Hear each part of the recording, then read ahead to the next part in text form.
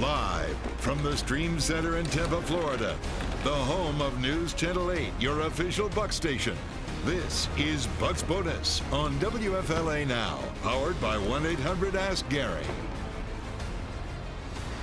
Can the Bucs pull off an upset win over in San Francisco in Week 11 and get some revenge on Brock Purdy and the 49ers? And how close are the Bucs to leading the NFC South? We tell you everything you need to know about your Tampa Bay Buccaneers right here, right now on Bucs Bonus. And I'm your host, Aileen Hnatiuk, alongside my teammate. Hello, Dan Lucas. Yeah, let's go. How are we? Oh, we are outstanding today. By the way, we're missing a teammate. We are.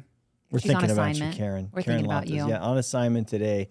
We were going to send her to the beach, but it happened to be it's a rainy day. Yeah, it's a bad day. So it's fine. No beach for Karen, No unfortunately. beach for Karen, but Yes. a win for the Bucs on Sunday, man. I'm so glad that we're so finally glad. talking about something other than what's going on, what's wrong with this team. Yeah, the NFL is so crazy, right? Because 1 week, we were just talking about this before the show, you go from, okay, Todd Bowles on the hot seat to, wait a minute, they can make the playoffs. Right. It's just because of one win. After watching that game, what were your thoughts? What'd you like and what'd you dislike? Well, I think that the things they do well are things that we've known for a while, and starting at the beginning of the season, they were doing them well, and staying out of trouble penalty-wise is one of them. I think they did okay at that. There's still a lot room for improvement there, but they didn't have that one just gut punch penalty that would ruin, like last week, the previous game when they had the holding on the big Devin Tompkins kick return. Right. There was a big Mike Evans play nullified in Buffalo, right, by a hold. I think that was the game. They're all blending together to me, but yeah, they've had these big moments happen in the opposite fashion. The only thing we can really criticize from this last game was Mike Evans dropping the ball in the end zone. And craziness. He said afterwards that I got cocky, man. I was just trying to think who I was going to hand the ball to in the end zone before I caught it. So he had a good laugh. And, like I said to Todd Bowles Monday, I watched his body language and the facial expression after that when the cameras followed him to the bench. And I thought, you know what? The next 10 passes should probably go to Mike Evans. Yeah. And sure enough, on the next series, he had another big catch. And then, of course, the touchdown that was where he dragged some poor guy to the end zone from the 5-yard line. He was clinging on. I'm like, what are those little fish that hang on the sharks? They're like, what are they? Remoras. Yeah, we got it. We have an audience. Thank you, John, Jeff Berardelli. The Remora was on the shark, Yeah. and Mike Evans went into the end zone. It was great. Yeah. Yes. Well, you mentioned penalties. I think they had 11 the last game, and they had 7 and then 50 yards. And then the Titans had 5 for 35 yards. So, okay. They're, as you said, the Bucs still kind of struggling in that area. But like you mentioned, Mike Evans, I mean, you go from making a silly mistake like that and then to him bouncing back. And that just is so telling of him being such an elite player. And he's going to have to be perfect against the 49ers. They got a big game coming up for sure. But personally, what I liked in the game against the Titans is in somewhat of a fashion, they clicked on all phases. They excelled on all phases, clicked on all cylinders, whatever you want to say, for the first time this season. And whereas maybe the offense didn't play as well as they maybe had wanted to, I think some of them mentioned that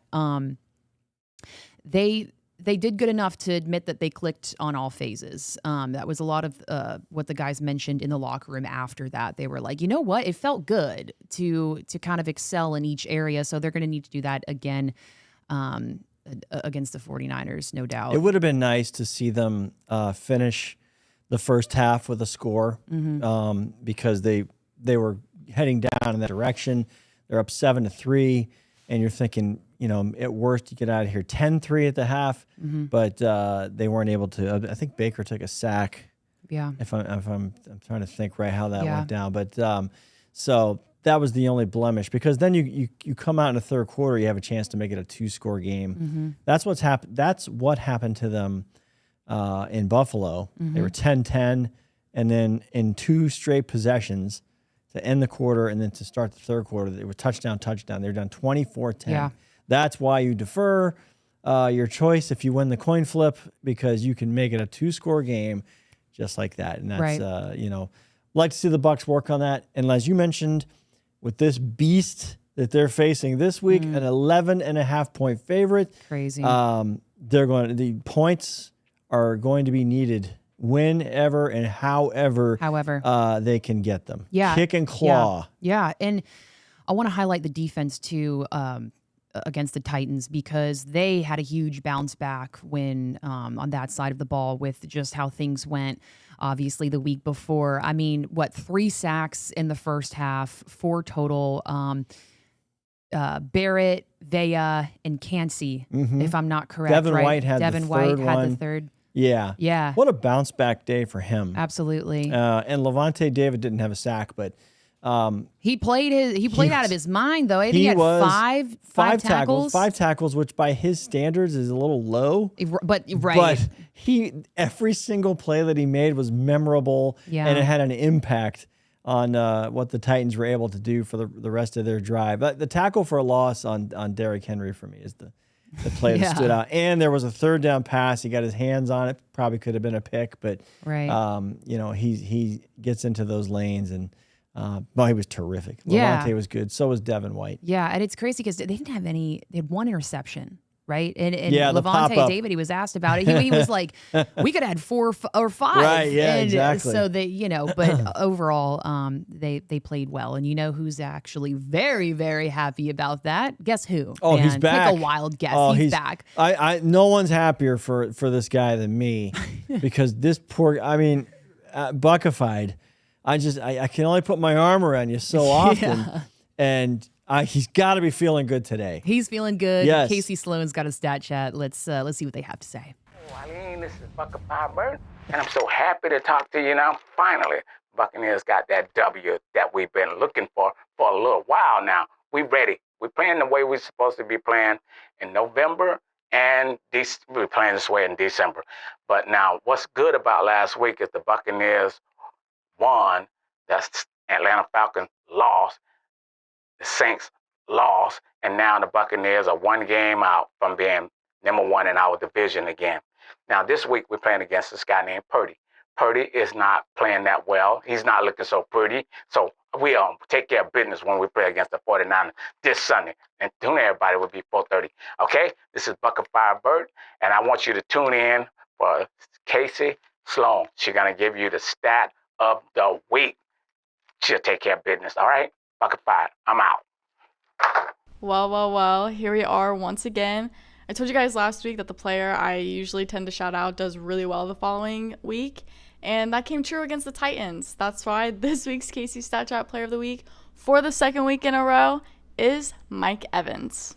With the game-high 6 receptions for 143 yards and 1 touchdown, he surpassed Chad Johnson for the 38th most receiving yards in NFL history during Sunday's victory. His touchdown also marked his 87th receiving career touchdown, tying Andre Reed for the 16th most in NFL history. After the Titans game, Evans now has 23 career games where he's had 100 or more receiving yards and a receiving touchdown, tied for the 5th most in the NFL since he entered the league in 2014. Now, sadly, next week is my bye week, so I'll see you all after the holidays. Bye. We're going to miss you, Casey. Even Casey gets a bye week. I know, right? And you can check out her her article, and if you're watching us, it's about Titans linebacker tells Mike Evans how he used to watch him while growing up homeless in Tampa Bay. And I actually saw a video about that. It was very cute, very, very warm. So check it out online. But, Dan, how impressed are you with Mike Evans and the way he's playing right now? He's 30 years old, which is he's young. He's not, this is part of the whole aura and the dilemma of Mike Evans, right? Because he's not slowing down. No. I think Tom Brady had an impact on him in that the way he cares for his body, kind of picked up some of Brady's habits, diet, and that sort of thing. So I see him maintaining or even getting better as time goes by, and he won't talk about it, but he's well aware of his increasing role in the history of his position. He knows where he is statistically, yards, touchdown catches. He is on a pace to set a record, for the Bucs franchise, records that might be unattainable, on his way to the Hall of Fame. Right. And so that's where he is. So when you say that about a guy, obviously he's a big deal for a team. But last week's game, I saw, they just kept going to him and going to him. Yeah. And if he can become that go-to all the time, you free up Chris Godwin, you free up Cade Otton, and you don't have to check down as much to Rachaad White, even though that has become a weapon in these past few games. Maybe that's what's helping Evans get open a little bit. Todd Bowles had mentioned that, with Rachaad playing a bigger role in the passing game. Right. Will it help the run? He said, well, I hope it helps Mike and Chris. Yeah. So maybe he's benefiting from that. But on pace for another 1,000-yard season. I believe he's at 6 touchdown catches already, which is up there amongst the receivers. So he is the guy. He's the marquee player right now on this team, and worth every penny. Agreed 100%. And if you're watching us right now, you can see the NFC South standings. The Saints first, Bucs second, Falcons half a game third. out. Yeah, Yes. no, they are even at 4-5. Like you said, a half a game behind New Orleans. So, and then a half a game ahead of Atlanta. So, allegedly this game against the 49ers doesn't technically mean it's too much if they end up losing. Right. It doesn't mean too much because the with the division being this stacked like this with the Saints and the Falcons did the Bucs a favor last week by losing in dramatic fashion to the Cardinals. All three of those teams could theoretically lose this weekend and nothing changes. Or even if the Saints win, Bucs lose. You just have you're 4-6 down the stretch, a game out. So, and remember, the Bucs have a head-to-head win against New Orleans. Atlanta, who are on a bye this week. Correct. Okay, so there you go. The math will become even after that. So now we'll know if they're a game out or tied. Atlanta has the game right now over the Bucs. Yeah. So you're watching really 3 teams, not just the Bucs. So if the Bucs go out to San Francisco and it doesn't go well, it's not the end of the world as far as the division race goes. And we all know by now, one team is getting out of this division, and it could be the Bucs. Yeah, and the Falcons as well. They are also on a bye, so both of them getting some rest. Let's talk about the 49ers, though, and kind of what challenges the Bucs are going to have going up against them. I do think that this game for the Bucs couldn't maybe come at a better time playing the 49ers, right? They were on a losing streak. They come back and have a big win over the Jags. That's across the country, though, right? So, this might be a bit of a sleeper game for the Bucs. I think that's a good way to look at it. And with them playing the Seattle the following week, they're focused on that. That's now a tight division because the Niners had a 3-game losing streak, which to me was, I know they went through a few injuries, but they looked pretty human. Before their bye week, but it was a little alarming, I guess you could use that word from a Bucs perspective, to see the Niners throttle Jacksonville the way they did because the Jags, who by the way come here on Christmas Eve, are a very good team, as we've learned in the AFC South. Probably have a chance to win that division. So and I was starting to see them as one of the, not the like Kansas City level, but the next tier below that. They're going to be a playoff team that contends. To see the Niners get back to their ways with the household names contributing. George Kittle had a 66-yard touchdown catch, and the defensive back falling as he's trying to catch him, and he waltzes into the end zone. I'm thinking, oh no. This is like the game last year when the Bucs were blown out west. Well, look, last year they didn't have Antoine Winfield Jr. They didn't have Shaq Bear. They didn't have Vita Wirfs. Vea. I don't think Tristan Wirfs played in that Wirfs. game. Yeah, they didn't have a ton of guys. And they had injuries during the game as well. I think Jamel Dean got hurt. And then the offense just didn't play well. So when you think about this rematch, it's just what comes to mind? What do you think is going to be different? Christian McCaffrey is the target for me. I know the 49ers have the 2-headed monster at receivers and Kittle. Christian McCaffrey for me is the focus because he opened my eyes last year. He was a guy, with the Carolina Panthers, a really good, one of the elite running backs in the league, never did a thing against the Bucs. Yeah. And that was one thing that was always a little little shocking. Like McCaffrey always had so-so numbers.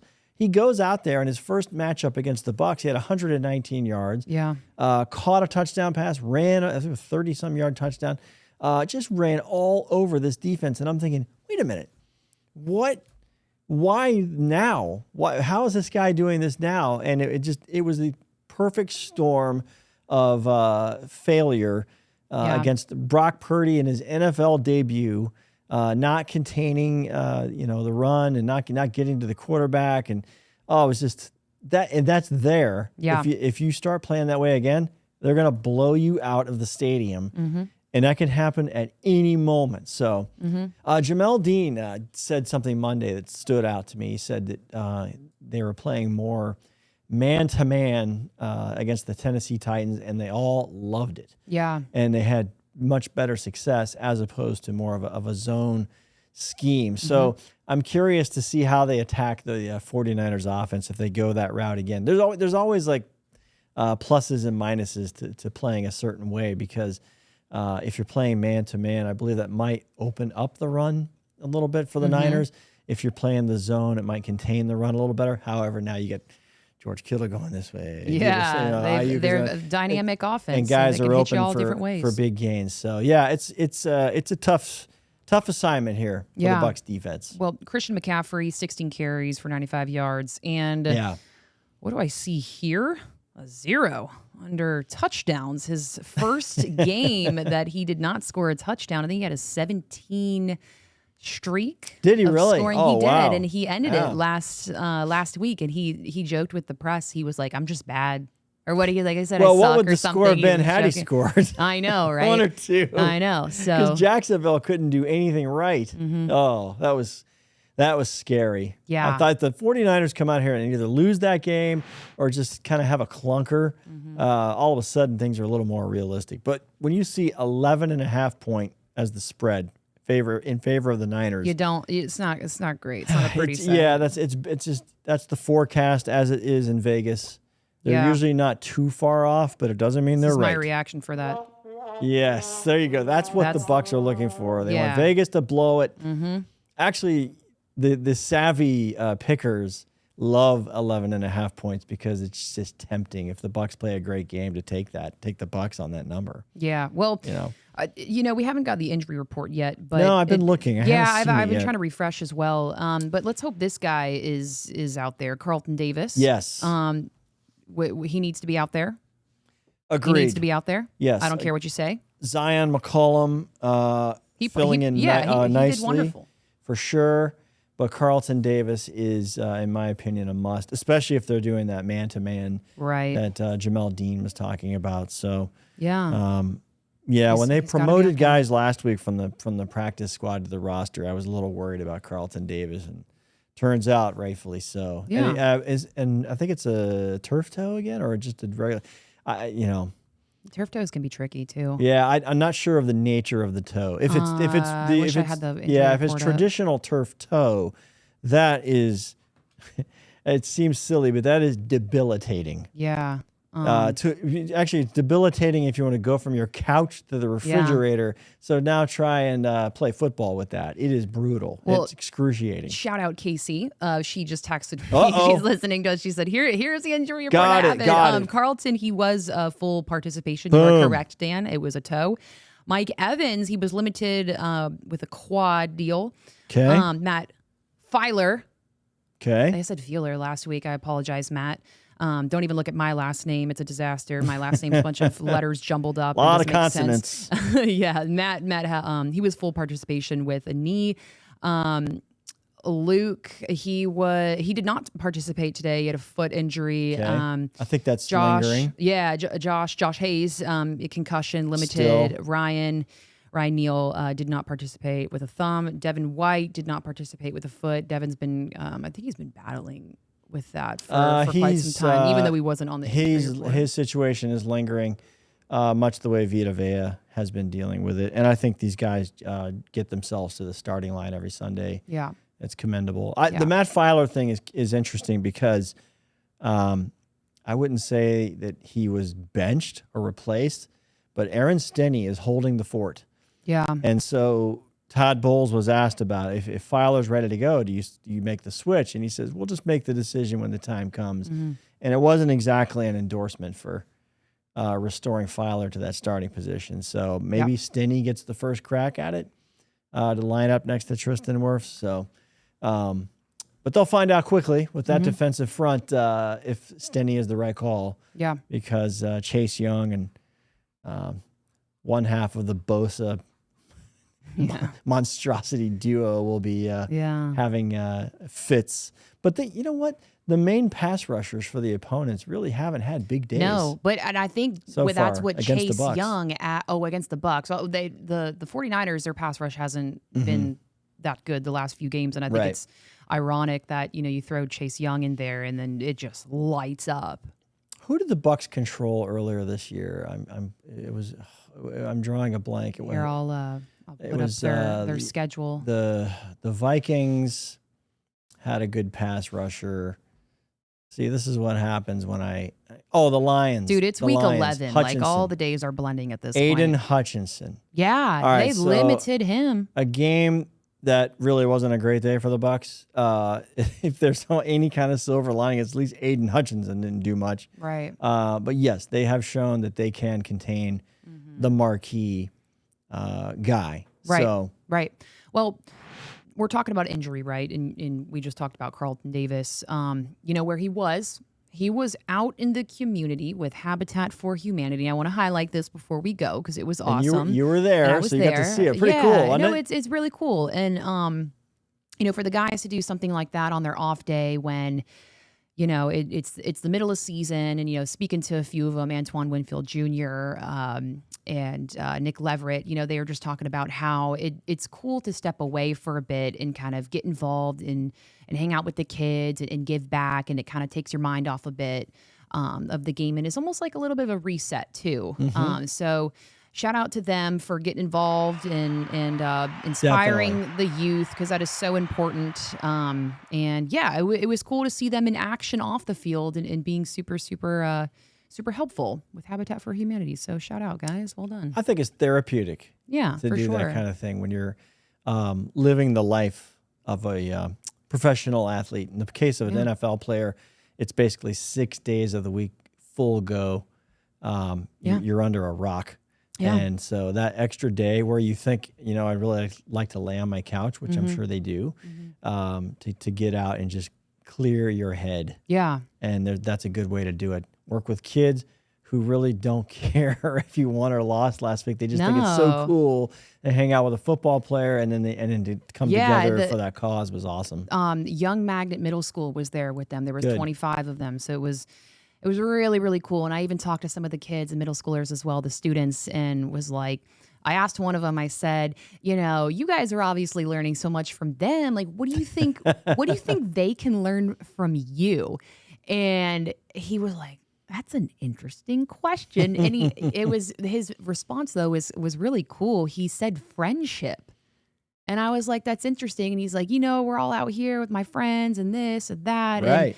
And, obviously football is the ultimate team sport. And, that's one of the things all the players talk about is just how much of a brotherhood it is and sticking together through their 4-game losing streak and bouncing back against the Titans. So always cool to see them outside of the field or off the field and talk about their personal stories and their lives and whatnot and kind of get away from the X's and O's a little bit. But we talk X's and O's and storylines and all the things every single Wednesday.